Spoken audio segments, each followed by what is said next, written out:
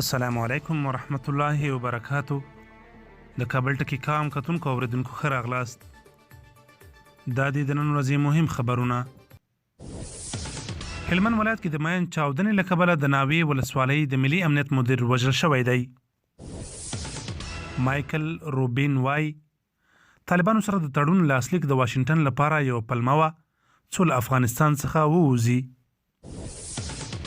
نظر پوښتنې ښیي چې امریکایان له افغانستانه د ځواکونو پر ایستلو متفق دي.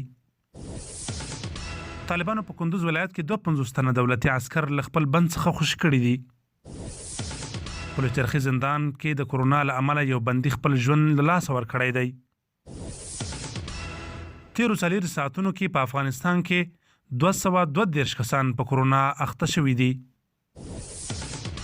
امریکا غوښتنه کړې چې پر ایران د وسلو اخیستلو بندیزونه تمدید شي.